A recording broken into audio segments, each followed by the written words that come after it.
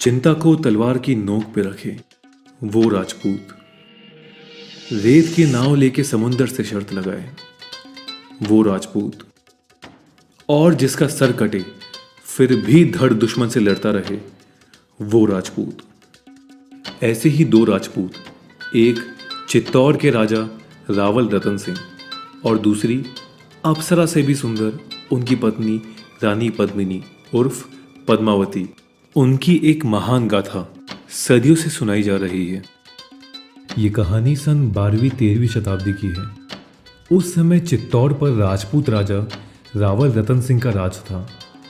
वो बहुत ही नेक और साहसी थे और उन्होंने हमेशा अपने राज्य के लोगों से प्यार किया और उनका ख्याल रखा। वो एक पराक्रमी योद्धा, एक अच्छे शासक और पति थे। उनकी सभा में बहुत सारे बुद्धिमान व्यक्ति और अच्छे कलाकार थे।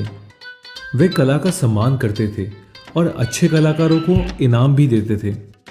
उनके राज्य में एक बहुत अच्छा संगीतकार था जिसका नाम था राघव चेतन।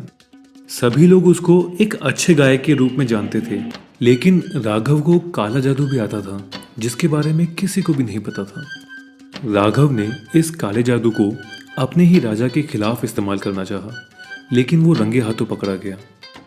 इस बात का पता चलते ही रावल रतन सिंह ने सजा के रूप में उसका मुंह काला करवाकर और गधे पर बिठाकर उसको अपने राज्य से निष्कासित कर दिया। रतन सिंह की इस कठोर सजा की वजह से राघव चेतन उसका दुश्मन बन गया। इसके बाद राघव चेतन ने दिल्ली की तरफ जाने की ठानी और वहां जाकर वो दिल्ली के सुल्तान अलाउद्दीन खिलजी को चित्तौड़ पर आक्रमण करने के लिए मनाने की कोशिश करने लगा। दिल्ली पहुंचने पर राघव दिल्ली के एक जंगल में रुक गया जहां पर सुल्तान अक्सर शिकार के लिए आया करते थे। एक दिन जब उसको पता चला कि सुल्तान का शिकार दल जंगल में प्रवेश कर रहा है, तो राघव ने अपनी सुरीली बांसुरी बजानी शुरू कर दी। कुछ ही देर में बांसुरी के सुर बादशाह अलाउद्दीन खिलजी और उसके दस्ते के सिपाहियों के कानों में पड़े। अलाउद्दीन खिलजी फौरन राघव को अपने पास बुला लेता है और राज दरबार में आकर अपना हुनर प्रदर्शित करने का प्रस्ताव देता है। शातिर राघव चेतन ने उसी वक्त अलाउद्दीन खिलजी से कहा, आप मेरे जैसे साधारण कलाकार को अपने राज्य दरबार की शोभा बनाकर क्या पाएंगे? अगर हासिल करना ही है तो अपने संपन्न राज्यों की ओर नजर दौड़ाइए जहां एक से बढ़कर एक बेशकीमती नगीने मौजूद हैं। राघव चेतन चित्तौड़ राज्य की सैन्य शक्ति, चित्तौड़गढ़ की सुरक्षा और वहां की संपदा से जुड़ा एक एक राज खोल देता है और राजा रावल रतन सिंह की पत्नी रानी पद्मावती के अद्भुत सौंदर्य के बारे में बताता है। ये सुनकर सुल्तान अलाउद्दीन खिलजी पद्मावती को देखने के लिए उतावला हो जाता है। राघव की बातें सुनकर अलाउद्दीन खिलजी ने कुछ ही दिनों में चित्तौड़ राज्य पर आक्रमण करने का मन बना लिया और अपनी एक विशाल सेना चित्तौड़ राज्य की ओर रवाना कर दी। अलाउद्दीन खिलजी की सेना चित्तौड़ तक पहुंच तो गई, पर चित्तौड़ किले की अभेद सुरक्षा देखकर अलाउद्दीन खिलजी की पूरी सेना चौंक गई। चित्तौड़ पहुंचते ही अलाउद्दीन खिलजी के हाथ निराशा लगी, क्योंकि उन्होंने पाया कि चित्तौड़ को चारों तरफ से सुरक्षित तरीके से सुरक्षा प्रदान की गई है, लेकिन वो रानी पद्मावती की सुंदरता को देखने का और ज़्यादा इंतज़ार नहीं कर सकता था। इसीलिए उसने राजा रतन सिंह के लिए एक संदेश भेजा कि वे रानी पद्मावती को बहन मानते हैं और वो उनसे मिलना चाहते हैं। इस पर रानी पद्मावती की एक शर्त थी कि उनके चेहरे को सुल्तान आईने में देखेंगे, ना कि सीधे, और वो भी 100 दासियों और राजा रावल रतन सिंह के सामने। जब अलाउद्दीन को ये खबर पता चली कि रानी पद्मिनी उनसे मिलने को तैयार हो गई है, तो वे अपने चुनिंदा योद्धाओं के साथ सावधानी से किले में प्रवेश कर गए। रानी पद्मिनी के सुंदर चेहरे को शीशे में जब अलाउद्दीन खिलजी ने देखा, तो उसने सोच लिया कि रानी पद्मिनी को वो अपना बनाकर ही रहेगा। वापस अपने शिविर में लौटते वक्त अलाउद्दीन कुछ समय के लिए रतन सिंह के साथ चल रहा था। अलाउद्दीन खिलजी ने मौका देखकर रतन सिंह को बंदी बना लिया और उनके बदले राज्य से पद्मिनी की मांग की।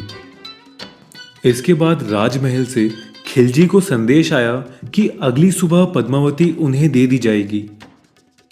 अगले दिन सुबह होते ही 150 पालकियां किले से सुल्तान खिलजी के शिविर की तरफ रवाना की गई। पालकियां वहां रुक गई जहां रतन सिंह को बंदी बना रखा था।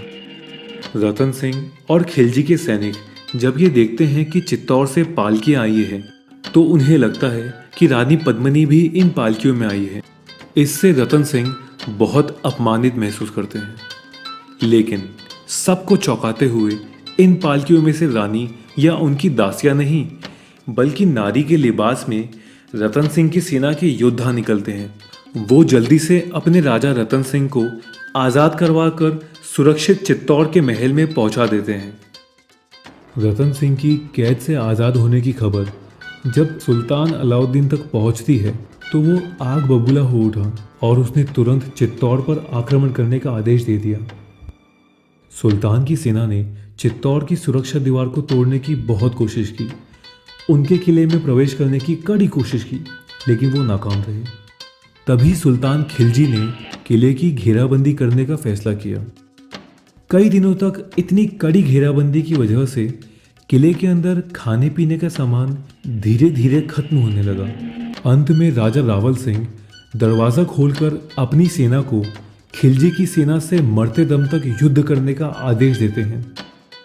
धीरे धीरे रतन सिंह की सेना हारने लगती है। खिलजी की सेना से लड़ते हुए रतन सिंह वीर गति को प्राप्त हो गए। युद्ध में राजा रतन सिंह के मारे जाने और चित्तौड़ की सेना की हार की खबर सुनते ही रानी पद्मिनी ने चित्तौड़ की सभी महिलाओं के साथ जौहर करने का निर्णय लिया। उनके मुताबिक दुश्मनों के हाथ लगने से बेहतर जौहर करना ही था। जौहर एक ऐसी प्रक्रिया है जिसमें शाही महिलाएं अपने दुश्मनों के साथ रहने की बजाय खुद को एक विशाल अग्निकुंड में न्यौछावर कर देती है। इस विनाशकारी विजय के बाद अलाउद्दीन की सेना केवल राख और जले हुए शरीर को देखने के लिए ही किले में आ सकी। इतिहास में राजा रावल रतन सिंह और रानी पद्मिनी का नाम सुनहरे अक्षरों में लिखा गया है और चित्तौड़ की सेना, वहां के आम नागरिक भी सम्मान के साथ याद किए जाते हैं। अगर आपको ये वीडियो अच्छा लगा हो तो प्लीज़ वीडियो को लाइक करिए और हमें नीचे कमेंट्स में बताइए।